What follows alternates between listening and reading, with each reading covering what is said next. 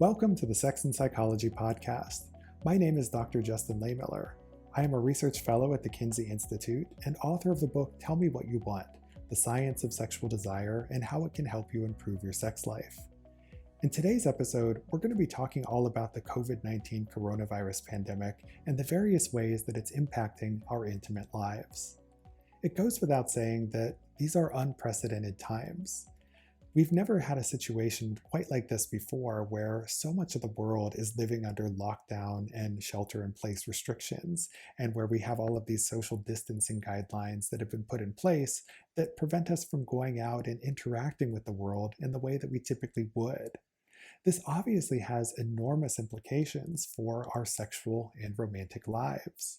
For example, for people who are single, there are huge implications here in terms of how one goes about managing dating and casual sex. In addition, for people who are living with a romantic partner, there are a different set of challenges in terms of navigating issues of personal space at home, as well as maintaining a healthy sex life during times when one or both partners might feel really stressed or anxious. So there's a lot to talk about and unpack here. And in order to talk about these issues and some of the challenges people are experiencing and some of the ways that we can cope with them more effectively, I've invited a guest onto the program who is not only a dear friend, but also an expert in studying and treating sexual difficulties. Specifically, we're going to be talking to Dr. Lori Brotto. Dr. Brotto is a professor at the University of British Columbia. She is also the Canada Research Chair in Women's Sexual Health and has a long record of research looking at sexual difficulties and dysfunctions and helping us to better understand them and also how to treat them. We have a lot of topics that we want to get to, including not just what are some of the challenges that people are facing right now from singles to couples and beyond, but also how this situation is creating unique opportunities for us to redefine intimacy and pleasure, and also to explore ourselves sexually. There's a lot that we're going to unpack here, so let's get right to it.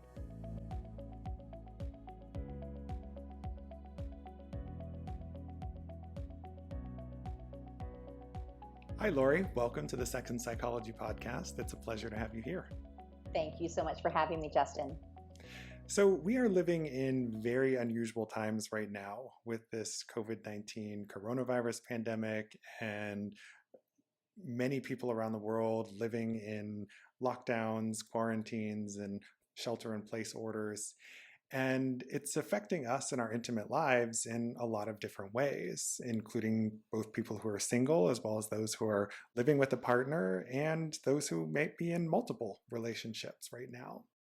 I'm curious as a sex therapist, what you're seeing in your clinical practice right now. What are some of the unique issues that you're encountering regarding sex, relationships, and intimacy? And how is it different from maybe what you've encountered during more typical times?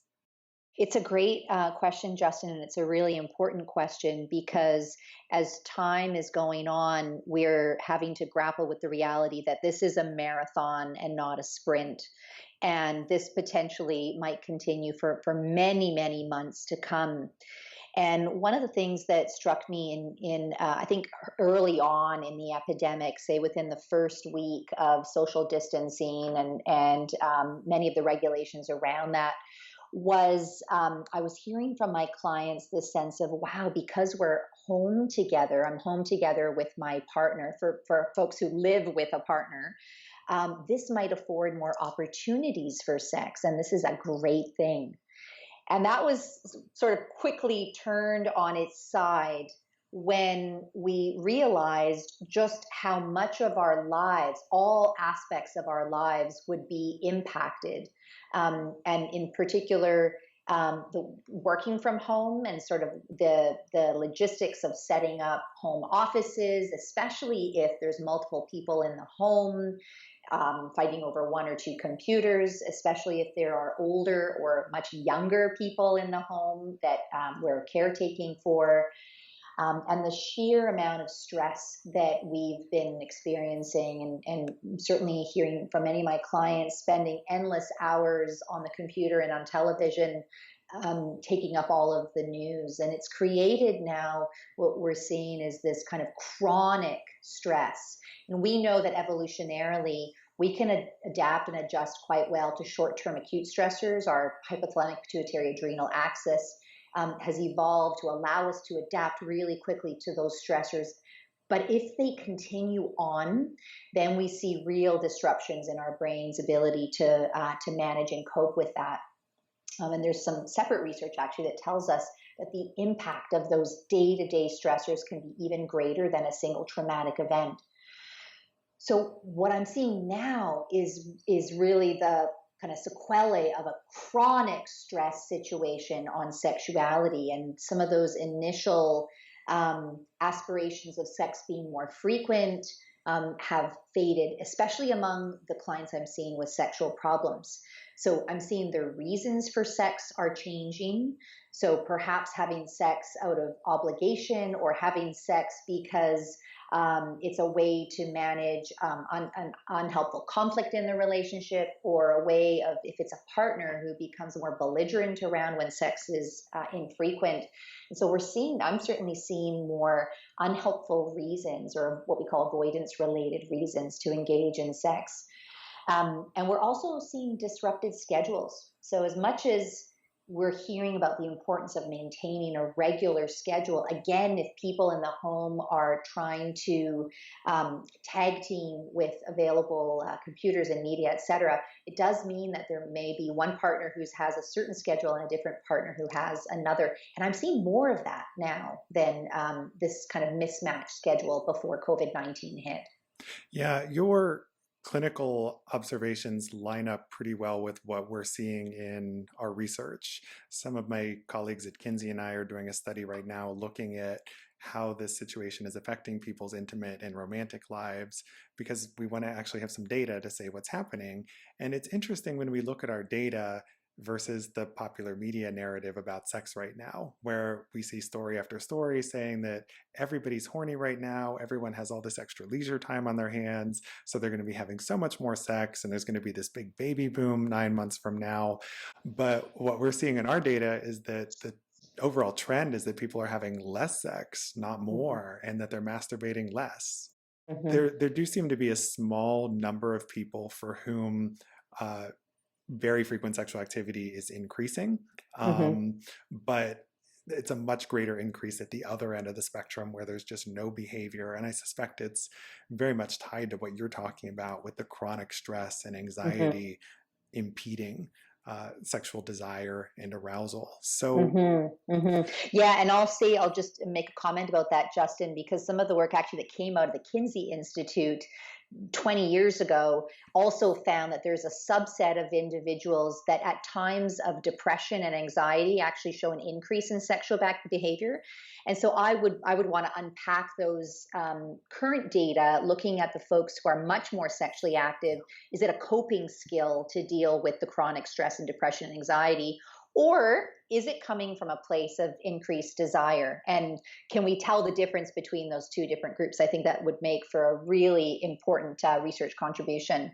yeah, and I think theoretically there are a few different explanations there.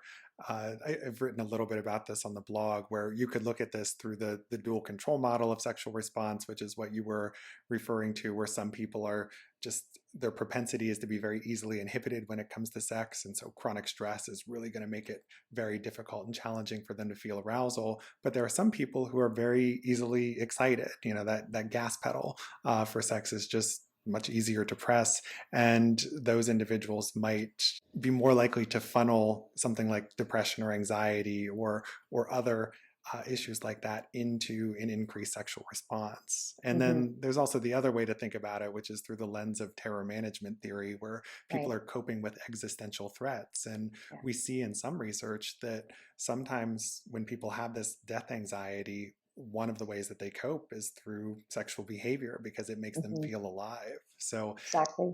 those are definitely things that we want to look at and unpack in some of our work in this area. So, what are your suggestions for people who might be feeling a lot of stress and anxiety right now and who are finding it really challenging to navigate their intimate lives? Hmm. So, if we do not have an effective stress management skill, now's the time to find one. And we know that there are many different ways that we can cope with a stressful situation. My strongest recommendation is find one that you're actually going to put into place. So now is not the time to take on a really extensive and intensive and comprehensive anxiety management 10-week program that you need to do for several hours a day. So look at what works best for you. So for some people, it's distraction, right? So there are some folks that watching Netflix or tuning out in other ways is a really effective way for them to manage stress. Now, we know in the psychological literature that distraction based strategies can only work for so long. So, as a short term coping skill, especially say you're feeling extremely overwhelmed or you're having a panic attack, there is some evidence that distraction based strategies can work. There's a lot of evidence to support mindfulness based strategies, even if done for about 5 minutes a day of a daily mindfulness practice, can be very effective for coping with stress. And we see improvements not only in self report measures of stress, but also in our physiological response to stress. So, looking at cortisol response responds very, very nicely to anxiety management strategies. Of course, tons of data to support the role of physical activity and exercise. And again, this doesn't mean going from no exercise to a super intensive daily boot camp, but rather some degree of exercise. And of course, that's going to be impacted by the particular city that you live in and whether there are lockdown regulations, in which case maybe you're walking around your apartment or around your home, versus if you're still permitted to go outside with appropriate social distancing. But exercise at this time has been, we've actually seen increasing levels of exercise. And again, exercise is a really, really effective anxiety management strategy. So for folks who are interested in continuing to engage in sexual activity, continuing to cultivate their sexual desire, again, planning it, prioritizing it. And this actually affords us an opportunity, because we're at home, to maybe have sex at a different time of the day than you normally would if you're going to a different place of work. So I always say to people, have sex when you're most awake, when you have the most energy, when your gas tank is full. And if that means 8 a.m. on a Wednesday morning, fantastic. Plan it for that time, prioritize it. And then once the gas tank is depleted, you can sort of go on to the other less important activities of the day. So yeah, I think the take home message is that anxiety management and coping is a prerequisite for healthy sexuality. So we want to make sure that we're doing both. I love everything that you said, and I think that's all great advice and recommendations. And, I fully agree with you about having sex at the time that it feels right and when you're alert and awake and energetic. And personally, I think afternoon sex is very underrated, right? Sex doesn't just have to be this thing you do at night right before you go to bed when you shut all the lights off. And there are all kinds of opportunities here. And something we've seen in our Kinsey Institute data is that people are being more sexually explorative now than they were before the pandemic began. So one of the things we looked at were, what are some of the new additions that people have made to their sex life since they've been under these lockdown and quarantine and social distancing restrictions. And one of the things we saw that is of great interest to me as somebody who studies sexual fantasies is that there were several people who were talking about how they had shared their fantasies with their partner for the first time, or they had incorporated some new technology into their sex life by experimenting with sexting or phone sex. So there's all kinds of interesting opportunities here, which is a different way to think about it rather than just thinking about all the challenges and difficulties that this situation poses. Yeah. Yeah. And, I think it's about making lemonade out of lemons. And for some folks, this might be the right time to finally have that conversation with a partner that you've been wanting to have but haven't had the privacy or the time or the comfort level to have that. And so, again, I think, because communication is such a critical part of healthy sexuality, both verbal communication as well as nonverbal communication, maybe that could be something that you build into your week is, in the same way that we're going to build in having dinner together a couple of nights a week, we're going to actually build in time where we talk about our sexuality and talk about what we like and what we don't like, and maybe even talk about some new things that we want to do. Mm-hmm. Now, we've talked a lot about couples and people in relationships. What about singles and people who have this strong desire for intimate and physical contact with somebody else, but they can't meet that need right now because of restrictions and rules that they're under? What can they do to try and create that sense of intimacy, belongingness, social connection, emotional connection that they're really looking for and craving? Yeah, well, first I would say they should read your book, because fantasy is a fantastic additional tool to all of our sexual repertoires. But in addition to that, I think that there are some unique struggles that folks who are single are facing, because they're not able to get out and meet folks face to face and engage in that kind of very normative physical sexual interaction that they normally would. So is now a time to get creative with other means, sharing erotic stories maybe with someone you meet online, voice recording something and sending it. Cyber sex is always an option, as long as one is very, very careful with privacy settings on the different mediums that they're doing. And so could this be an opportunity where the lack of physical contact actually is an opportunity to almost enhance desire and craving and fantasy, because that physical element is not an option for you right now? So I think it's important for listeners to recognize that healthy sexuality is not just for partnered folks, that it's also incredibly important for folks who are not in a relationship. And so there are some unique barriers, but also I think some unique opportunities for single people at this time. Also, anecdotally, I've heard about some singles who have basically found that this situation has made them realize that maybe they don't need a relationship and that they're doing really well on their own. Yeah. And they wouldn't have really had this opportunity had these restrictions and limitations not been in place. And so some people are finding that they're actually a lot more self-sufficient and self-reliant than they ever thought, which is another potential benefit and opportunity of some of this, is that it can really teach people about themselves and what they can do and what they're capable of on their own. Yeah, love that. And again, it's a making lemonade out of lemons kind of a situation when you're forced into it. How can we be adaptive and see, is there some kind of meaning making that we can draw from this very, very surreal time that we're in? Yeah. One last thing I wanted to ask you about, to kind of go back to something you were talking about at the beginning. You mentioned that you're seeing some clients who are reporting more avoidance-based reasons for sex, and they're not having sex because it's something that they truly, really want and desire. What do you suggest to people who might find themselves in that kind of really tough situation where they're having sex just to placate a partner, and it's not something that they really want, and they don't really know how to manage and navigate this? Yeah, thanks for bringing that up, Justin. So, I think first of all, recognizing that we have reasons for sex is the very first step. And I know that whenever I raise that with the people I work with, that there's often a sort of puzzled look, which is, oh, we have reasons for sex. And then, of course, I paraphrase the literature, which finds that, there's actually at least 237 distinct reasons for sex. And a lot of them have nothing to do with sexuality even. So I think first and foremost, recognizing and asking yourself, why am I having sex? What are my reasons? What's in it for me? What's in it for my partner? Am I doing this to acquire something good?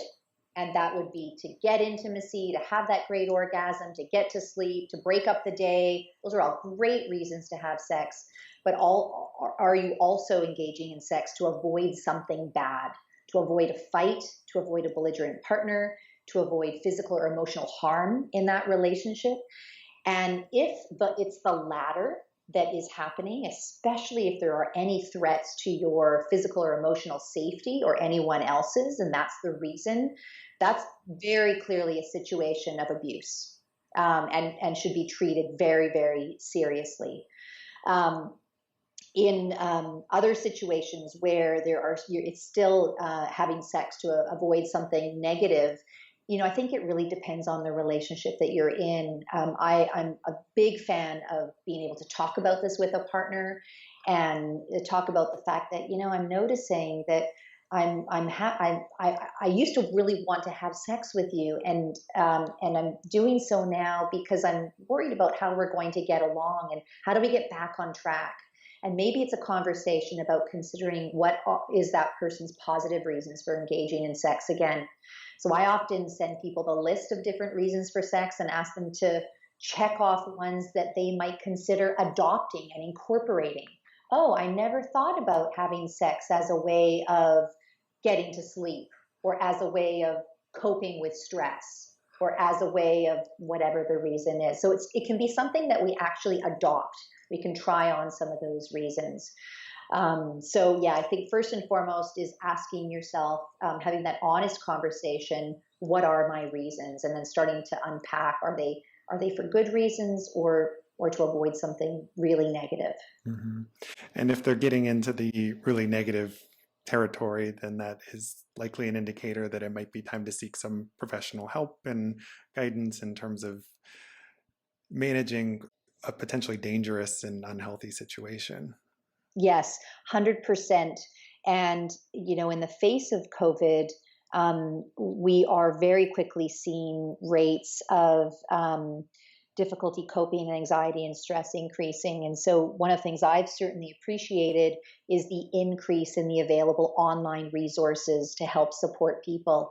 So please, if you are someone who's in a dangerous situation, ask for help. And if you don't know how to ask for help, reach out to your primary care provider, contact Justin and find out what are the local resources and evidence-based places that you can get help. And please don't suffer in silence. Yeah, and I think that's such an important message, is that there are lots of resources out there, and some of them don't even require you to leave your own home. Mm-hmm. And so definitely seek the help if you're in a situation like that and need it.